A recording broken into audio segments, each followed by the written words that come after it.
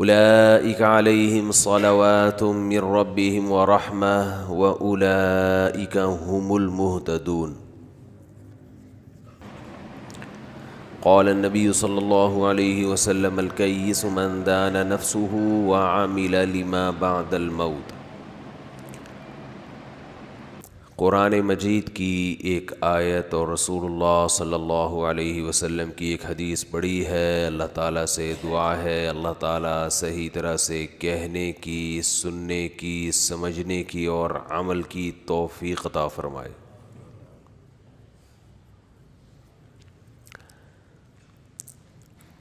دنیا میں مصیبتیں، پریشانیاں بڑھ رہی ہیں، پھیل رہی ہیں، اور یہ پریشانیاں کوئی نئی چیز نہیں ہے۔ قرآن مجید میں اللہ تعالیٰ نے ہماری زندگی کا لازمی جز قرار دیا ہے ان پریشانیوں کو۔ میرے پاس فون آیا پرسوں ایک صاحب کا، بہت زیادہ پریشان، وبا پھیلی ہوئی ہے، کرونا پھیلا ہوا ہے، فیکٹریاں بند ہو رہی ہیں، لوگوں کی بے روزگاری میں اضافہ ہو رہا ہے، بہت سے تاجروں کا کام ٹھپ ہو گیا،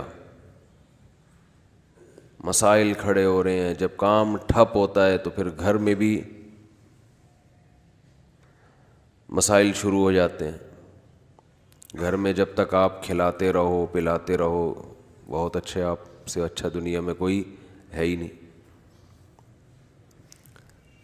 جہاں آپ کا ہاتھ تھوڑا تنگ ہوا تو عدالتیں خلا کی ڈگریاں لے کے بیٹھی ہوئی ہیں، سمجھ رہے ہیں؟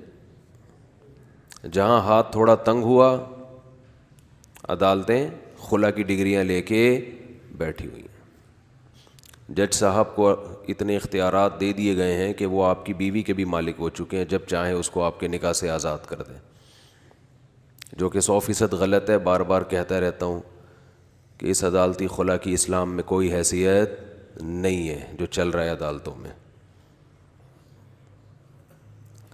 کیونکہ یہ بہت زیادہ ہو رہا ہے اور کوئی اس کے خلاف بول نہیں رہا، تو اس لیے مجھے بار بار بولنا پڑتا ہے۔ 4 دن پہلے ایک شادی شدہ جوڑا میرے پاس آیا، 4 دن پرانی بات ہے۔ خاتون نے کہیں عدالت سے خلا کی ڈگری لی تھی، اب دوبارہ پرانا والا یاد آ رہا تھا، تو پھر ظاہر ہے مفتیوں سے فتویٰ لیتے ہیں کہ وہ خلا صحیح ہوا تھا یا نہیں ہوا تھا۔ جب خلا لیا اس وقت کوئی فتویٰ لینے کی ضرورت نہیں، جب دوبارہ شادی کرنے کا خیال آ رہا ہے تو پھر کس سے پوچھ رہے ہیں؟ بولتے کیوں نہیں بھائی مفتیوں سے کہ وہ صحیح بھی تھا کہ نہیں۔ یہ دین کے ساتھ مذاق ہے یا نہیں ہے؟ اپنا مطلب ہو تو اسلام، مطلب نہیں ہے تو عدالت، ایک طرف ہو جاؤ بھائی۔ اگر قیامت کے دن آپ کی بخشش اس بات پر ہوگی کہ آپ پاکستانی تھے تو پھر آپ کو اپنے آپ کو مسلم کہنے کی ضرورت، بولو نا بھائی، نہیں۔ آپ یہ کہنا کہ اللہ میں پاکستان کے قانون کو فالو کرتا تھا، ختم۔ اگر اللہ بخشش دے گا تو ہمیں کوئی پرابلم نہیں ہے۔ آپ کہہ سکتے ہیں حکومت کے قانون کو فالو کرنا بھی تو اللہ کا حکم ہے، وہاں جہاں اللہ کا کے حکم کی خلاف ورزی نہ ہو رہی ہو۔ حکومت کے قانون کو وہاں فالو کیا جائے گا جہاں اللہ کا قانون حکومت کے قانون سے ٹکراتا نہیں ہے۔ جہاں ٹکرا رہا ہو وہاں اللہ ہے، پھر اللہ میں اور گورنمنٹ میں فرق کیا ہو گیا بھائی؟ پھر اللہ کو حکام دینے کی ضرورت کیا ہے؟ اللہ کہے گا بھائی تم گورنمنٹ ہی کے بندے ہو، اسی کو فالو کرو، اللہ پہلے ہے، باقی سب بعد میں۔ جج صاحبان سے بالکل کھلے عام کہہ رہا ہوں، اور اسمبلی میں بیٹھے ہوئے لوگوں سے کھلے عام کہہ رہا ہوں کہ یہ حرام کاری کا دروازہ بند کرو، قیامت کے دن الٹے لٹکے ہوئے ہوگے، الٹے۔ زنا پر 100 کوڑے اور شادی شدہ کی زنا پر رجم کی سزا ہے، اتنا بڑا جرم ہے زنا۔ جب عدالت سے عورت خلا کی ڈگری لے کے کہیں شادی کرتی ہے، اس کو پہلے مفتیوں کو دکھاؤ، ماہرین مفتیوں کو، یہ صحیح بھی ہوا ہے کہ نہیں ہوا۔ صرف فتویٰ لیے بغیر شادی کرے گی، عین اس بات کا امکان ہے وہ زنا کرے۔ اس میں کسی کا اختلاف نہیں ہے، کوئی دیوبندی، بریلوی، اہل حدیث، کوئی اختلاف نہیں، سب اس پر متفق ہیں۔ خلا کا رائٹ عورت کے پاس ہے مگر مرد کی اجازت سے. آپ کہہ سکتے ہو جب مرد کی اجازت سے ہے تو پھر رائٹ تو نہ ہوا. رائٹ یہ ہے کہ وہ مطالبہ کر سکتی ہے اور عدالت میں جا کے اپنے شوہر کو بلا سکتی ہے, یہ رائٹ ہے. کیونکہ طلاق مانگنا اچھا کام نہیں ہے, لیکن اسلام نے کہا اگر ظلم کر رہا ہے تو مانگ سکتی ہو, عدالت کے ذریعے بھی مانگ سکتی ہو, مگر خود نہیں عدالت دے گی. شوہر کو پولیس کے ذریعے اٹھوائے گی, اسے مجبور کرے گی کہ اگر وہ حقوق ادا کرے, نہیں کر رہا تو چھوڑ دے اس کو.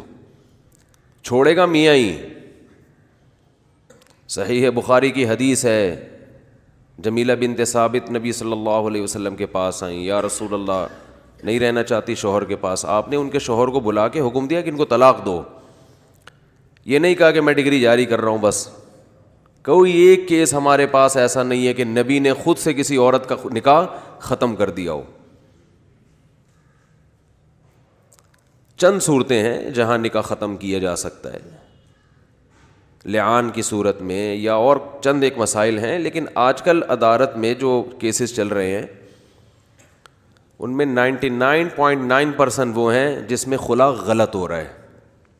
کوئی آواز نہیں اٹھا رہا, ہم چیخ گئے بار بار آواز اٹھا کے بول کے, جیسے نقارے میں طوطی کی آواز ہوتی ہے نا, تو نقارے بج رہا ہوں اور ایک طوطا بھی بول رہا ہوں تو طوطے کی کہاں سنائی دیتی ہے, چیخ رہے ہیں. نہ اسلامی نظریاتی کونسل اس پہ آواز اٹھا رہی ہے, نہ مسجد کے ممبروں پہ اس پہ کوئی جس طرح بیان ہونا چاہیے ہو رہا ہے.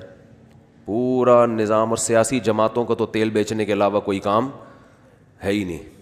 ان کو اپنے چورن بیچنے ہوتے ہیں سیاسی جماعتوں کو, چاہے مذہب کے نام پہ ہوں یا کسی بھی نام پہ. ان کو قوم کے بڑے مسائل سے قطعاً کوئی دلچسپی نہیں ہوتی.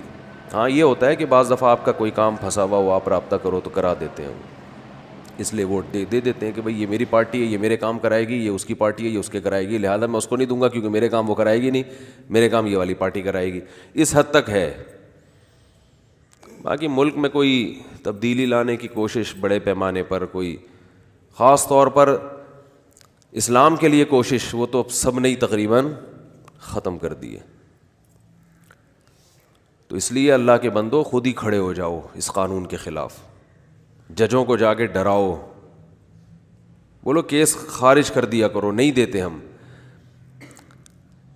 آخرت میں بخشش پاکستانی ہونے کی بیس پہ نہیں ہوگی, کیونکہ پاکستان جب نہیں تھا تو پھر کیا لوگ جہنم میں جاتے تھے اس وقت. ہم ملک سے محبت کرتے ہیں, اپنے ملک سے, اسلام کی وجہ سے. اسلام پہلے ہے, ورنہ انڈیا پاکستان کو توڑنے کی کیا ضرورت تھی میرے بھائی, خود سوچو.